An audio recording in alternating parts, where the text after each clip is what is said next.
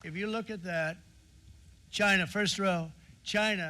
আন্তর্জাতিক বাণিজ্যে ট্রাম্প প্রশাসনের শুল্ক নীতির বিতর্কিত অধ্যায় এখন আদালতের কাঠগড়ায়। মার্কিন সুপ্রিম কোর্টের যুগান্তকারী রায়ের পরপরই নড়েচড়ে বসেছে বাড়তি শুল্ক দেয়া বড় বড় কর্পোরেট প্রতিষ্ঠানগুলো। সেই তালিকায় সবার আগে নাম লেখালো বিশ্ববিখ্যাত লজিস্টিক কোম্পানি ফেডেক্স। গেল সোমবার ইউএস কোর্ট অব ইন্টারন্যাশনাল ট্রেডে একটি মামলা দায়ের করেছে মেমফিস ভিত্তিক প্রতিষ্ঠানটি। তাদের দাবি, জরুরি শুল্কের নামে ট্রাম্প প্রশাসন যে অর্থ আদায় করেছে তা আইনত অবৈধ, তাই সেই অর্থ সুদে আসলে ফেরত চায় তারা।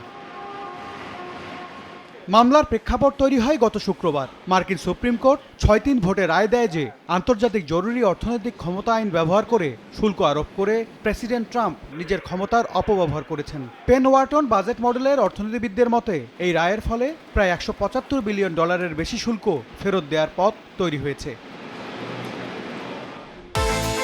বিকাশ পেমেন্টে ১০,০০০ টাকার বেশি অফার, শপিং চলছে তো। ফেডেক্স এই মামলায় বিবাদী করেছে US customs and border protection বা সিবিপি এবং এর কমিশনার রডনি স্কটকে। যদিও ঠিক কত টাকা রিফান্ড চাওয়া হয়েছে তা এখনো গোপন রেখেছে কোম্পানিটি। তবে এই মামলাটি একটি চেইন রিঅ্যাকশন শুরু করবে বলে ধারণা করা হচ্ছে। বিশ্লেষকরা বলছেন ফেডেক্সের এই পদক্ষেপ কেবল শুরু।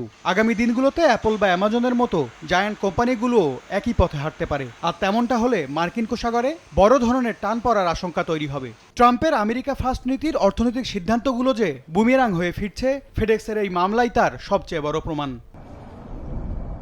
এম এস আরিফিন, সময় সংবাদ।